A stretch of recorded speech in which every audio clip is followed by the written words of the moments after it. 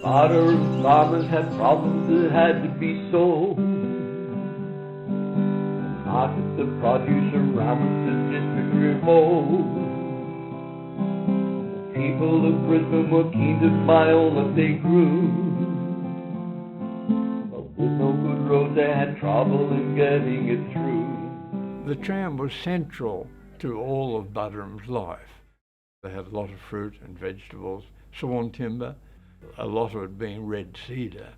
And that was one of the reasons that Buderim required a tramway, to get those products regularly and reliably across to the main line and down to the Brisbane markets. And all the shipping of timber had to go by ship from Buderim. They would snig it down the hills to the Maroochy or the Malula River, and ships would pick it up.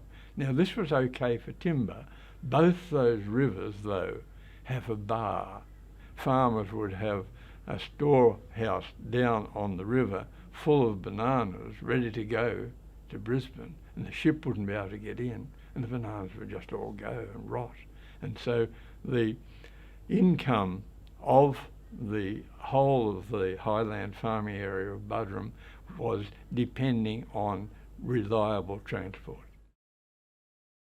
You had bullock teams snigging timber all around the mountain and down to the rivers, or carting it on bullock wagons.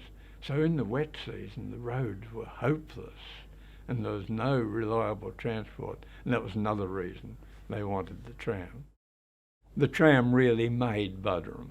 It made the change from a small hamlet to a small town, and Buderim, of course, was a very fruitful, you might say, highland farming area. I can still see Buderim, you know. I can still see it, yeah. There was more fruit growing and everything, you know. Bananas and strawberries and oranges and all that. Horses and carts and things like that, you know.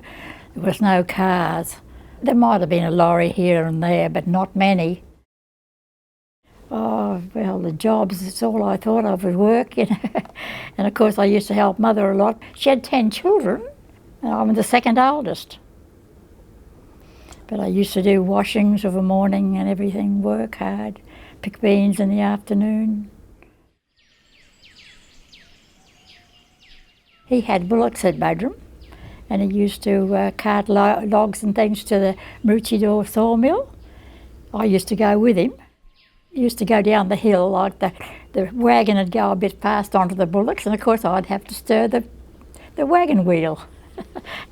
The brake boy or brake girl. A tramway to Palmwoods was what they decided to build. Oh, that tram was terrific. It was really terrific, yes. And I think I went on it when it was first started. When I was only 13. And I used to go to get Father's pay every week, I think it was, every Friday, to get his pay at Palmwoods. There'd be steep gullies down there and creeks down there, and I can remember them all. Yeah, but it was lovely just the same. I used to go myself. I just went down for one thing, you know, for Father's pay, and that was it. And I'd just get around the shops and have a look around, and Mother might have told me to get something, you know, and I'd get that, and then I'd go and sit back in the train and wait. It was a half an hour or an hour, towards an hour, you know, and we'd get back about 11.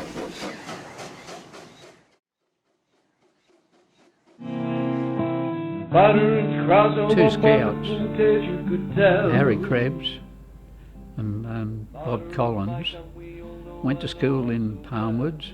They decided they'd get their levels up scouting and go for a mapping badge, and they're only 14 years of age. It's 1928. Yeah, 1928. 14, and you're going for your scouts badge, for mapping badge. Mapping badge, that was the whole idea of it. That's right, yeah. And the whole idea was to start from Palmwoods, the railway station? Well, that was our idea. Okay. As far as the scouts were concerned, you could go where you like as long as you did a map of it. Okay. But Bob Collins and I decided that we'd walk up the tram line. The day they were about to leave, they had their backpacks on, and there's a photo here, and it shows you the two boys, Harry and Bob, with their backpacks and all their tucker, there was no takeaway shops in them days. Someone took their photo, and we're really glad of that. And the photo was taken right up on the top of Churchill Street, on the corner of Churchill Street and Jane Street, overlooking the town and overlooking the tramway.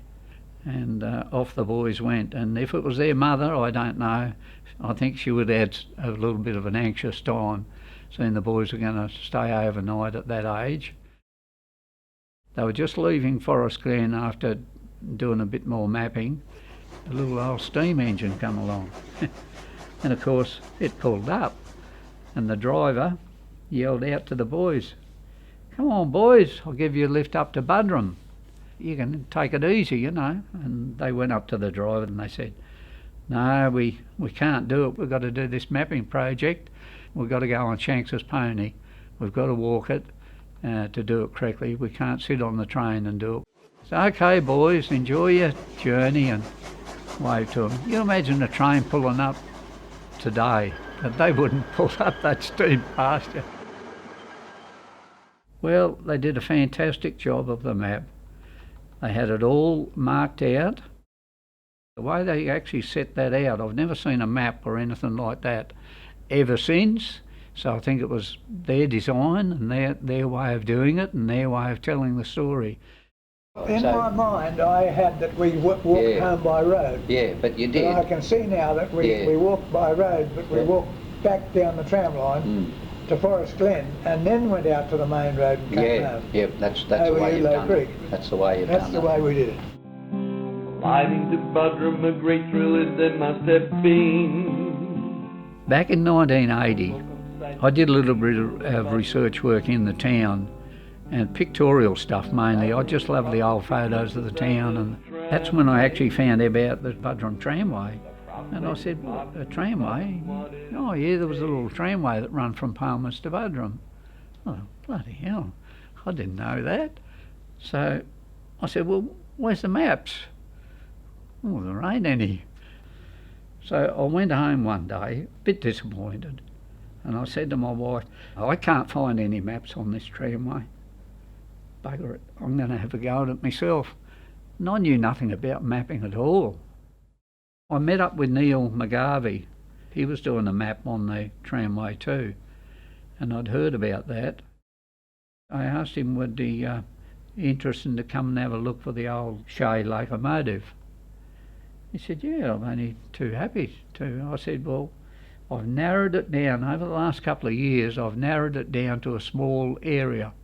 But," I said, "even though it's pretty close, I know it's pretty close, but we still haven't found it." And he had done research all around the Palmwoods township and had talked to people, whereabouts did you remember the old Shay remains were? And he was able to then triangulate all these angles where people said it was there, and he said he thought he knew where it was. He said, "Yeah, I'll help you." So I said, "I'll get a couple other people too." So I contacted an old engine driver. He used to work for the Morton Mill, a fellow by the name of Laurie Francis, and asked him would he be interested in having a look at this old locomotive abandoned there at the station. So there was me, Laurie, Neil and Jean, his wife. It was a hot time of the year, and there was elephant grass, and it was probably 8 or 9 or even 10 foot high. It was like sugarcane, but a lot higher and a lot thicker. Well, we got in there with machetes and things, and we cut and we hacked, and it was a very hot day. It was probably 30 odd degrees. Anyhow, we'd been in there for a couple of hours. I said to Neil, I said, "Let's sit down and have a drink of water." And Jean sat down. We all sat down in amongst all this elephant grass, and I said to Neil, "I think we better give it away, you know, we had it." We'd worked on, and it was very disheartening work because it was horrible conditions, and we said, "I don't think we're ever going to find it." As we turned around to leave, he looked up through some of the elephant grass and there was an outline of the very top of the steam dome of the boiler. The boiler had come down, it was turned over, and the steam dome was sticking out. That's all we could see, but we could only see probably about 300 by 300 of the steam dome. So that was it. We found it, and we were just about to give it away, and it was just there right next to us. And we hope now it will be recovered and treated sometime and put into some sort of museum display at Palmwoods.